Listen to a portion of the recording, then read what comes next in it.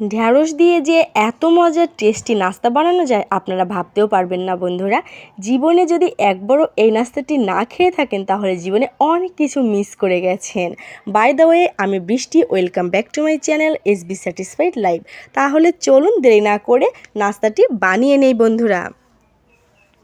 তার জন্য এখানে আমি কয়েকটা ঢেঁড়স নিয়ে নিয়েছি। দেখো বন্ধুরা, ঢেঁড়সগুলো একটু বড় সাইজের নিয়েছি কিন্তু একদম তরতাজা। আমি ঢেঁড়সগুলো সুন্দর করে পানি দিয়ে ধুয়ে নিব।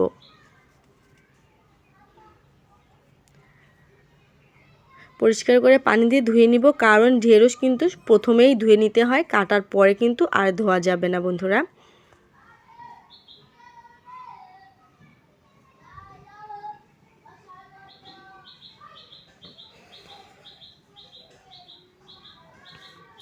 আমি সুন্দর করে পরিষ্কার করে ধুয়ে আরেকটা পাত্রে ঢেঁড়সগুলো তুলে নিচ্ছি। বন্ধুরা, এ পর্যায়ে একটা পরিষ্কার কাপড় দিয়ে আমি ঢেঁড়সের গায়ে লেগে থাকা পানিগুলো মুছে নিব। এই কাজটা কিন্তু অবশ্যই করে নিতে হবে বন্ধুরা। ভালো করে মুছে নেব যেন কোনো পানি না থাকে। আমি মুছে নিচ্ছি। দেখো,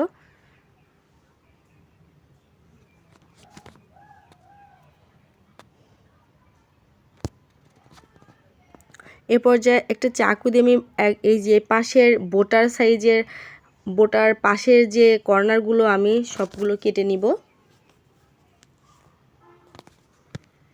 কেটে নিয়েছি বন্ধুরা।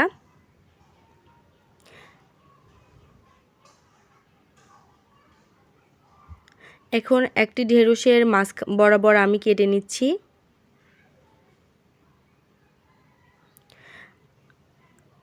আমি এই নাস্তাটা বানানোর জন্য ঢেঁড়স কাটার পুরো প্রসেসটা দেখিয়ে দিব বন্ধুরা। দেখো, 2 ঢুম করে নিয়েছি, তারপরে কিভাবে কেটে নিচ্ছি একটু খেয়াল করো। এখানে বলে দেওয়ার মতো কিছুই নেই, একটু খেয়াল করলেই বুঝে যাবে। চাকুর সাহায্যে যেভাবে 3 ভাগ করে নিচ্ছি, তারপরে আবার অপর পাশ থেকেও এভাবে ছোট ছোট করে চিকন করে কেটে নেব। যত পাতলা হবে চিকন হবে তত বেশি ভালো হবে নাস্তাটা। দেখো, একটু খেয়াল করলেই বুঝতে পারবে। আমি আরেকটা কেটে দিচ্ছি বন্ধুরা। চাকু বা বটির সাহায্যে যেটা বেশি সহজ মনে হবে সেভাবে কেটে নিবে। আমি কিন্তু একটা চাকুর সাহায্যে দেখিয়ে দিচ্ছি, বাট অফলাইনে আমি বটির সাহায্যে কাটবো সবগুলো, আমার ওইটাতে বেশি সুবিধা মনে হয়। দেখো, একদম সহজ, একদম ফুলের মতো হয় এভাবে কাটলে। দেখো, আমি ভালো করে বুঝিয়ে দেওয়ার চেষ্টা করেছি, একদম ফুলের মতো হয়েছে। বাকি ঢেঁড়সগুলো আমি সেম প্রসেসে বটি দিয়ে কেটে নিয়েছি। দেখো বন্ধুরা, একদম ফুলের মতো কিন্তু হয়েছে। একটু চিকন করে কাটার চেষ্টা করবেন, আর একদম বেশি চিকন করা যাবে না যাতে আবার ভেঙে না যায়। তো বন্ধুরা, এর বিচিগুলো ফেলে দিতে হবে না, কাটার সময় যতটুকু পড়ে যায় অতটুকুই ঝাঁকিয়ে ফেলতে হবে না। এদিকে আমি একটা বেটার বানিয়ে নিব। তার জন্য 2 চামচ বেসন নিয়ে নিচ্ছি। 1 চামচ নিচ্ছি চাউলের গুঁড়া, এখানে কর্নফ্লাওয়ার ব্যবহার করতে পারেন বন্ধুরা। পরিমাণ মতো লবণ ব্যবহার করতেছি। তারপরে একটুখানি হলুদের গুঁড়া, একটুখানি মরিচের গুঁড়া, আর একটুখানি জিরের গুঁড়া দিয়ে সামান্য পরিমাণে পানি দিয়ে বেটারটা করে নিব। একবারে বেশি পানি ঢেলে দিবেন না বন্ধুরা, খেয়াল করুন। অল্প অল্প একটু একটু করে পানি দিয়ে মিশিয়ে নেবেন। আমি অবশ্যই দেখিয়ে দিব এই বেটারের ঘনত্বটা। তারপর আরেকটু পানি দিয়ে আবার আমি নেড়ে নিচ্ছি।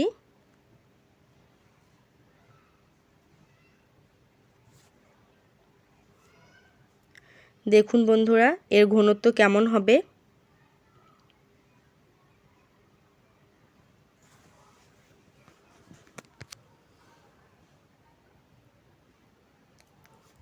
বন্ধুরা, আমার বেটার বানানোটা হয়ে গেছে।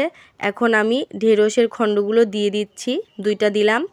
সুন্দর করে চামচের সাহায্যে মিশিয়ে নিব যাতে চারিদিকে, তারপরে ঢেঁড়সের ভেতরেও যেন এই বেটার ভালোভাবে ঢুকে যায়। দেখো বন্ধুরা,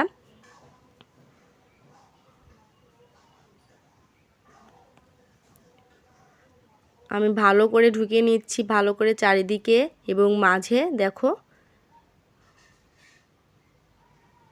এই কাজটা একটু ভালো করে নিতে হবে।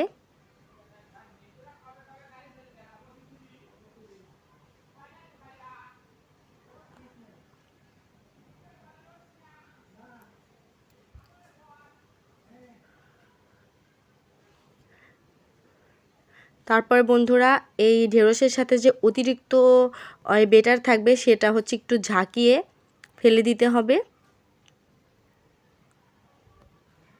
আমি এ পর্যায়ে পরিমাণ মতো তেল দিয়ে একটু গরম করে নিব। তেল গরম হওয়া পর্যন্ত একটু অপেক্ষা করব। তারপরে আমি ঢেঁড়স দিয়ে দিচ্ছি। দেখো বন্ধুরা আমি একে একে অনেক কয়টা ঢেঁড়স দিয়ে দিয়েছি। এ পর্যায়ে আমি চুলা আঁচটা মিডিয়াম টু লো হিটে ভাজবো, তাহলে ভালোভাবে কুক হবে।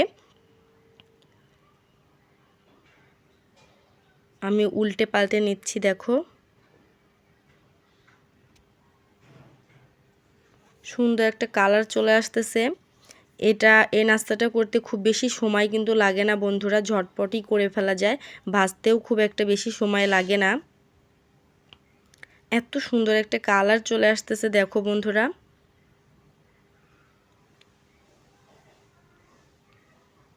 আমি উল্টে পাল্টে নিচ্ছি যেন নিচের পাশ পুড়ে না যায়, জন্য খেয়াল রাখতে হবে, বারবার উল্টে দিতে হবে।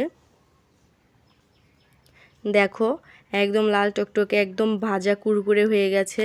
কালারটা কত সুন্দর লাগছে আর একদম ইয়াম্মি লাগছে। দেখো এই নাস্তাটা কিন্তু ভীষণ মজার, বাসা ছোট বড় সবাই কিন্তু ভীষণ পছন্দ করে।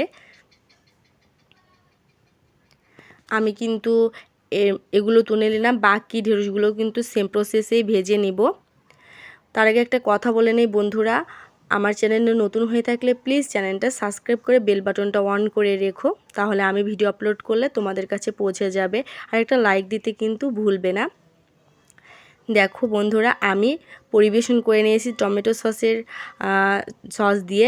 এত মজা লাগে টমেটো সস দিয়ে এই নাস্তাটা খেতে, আর এটা সস ছাড়া এমনিতেই খেতে অনেক ভীষণ মজা লাগে, কিন্তু আমি সস দিয়ে পরিবেশন করে নিয়েছি।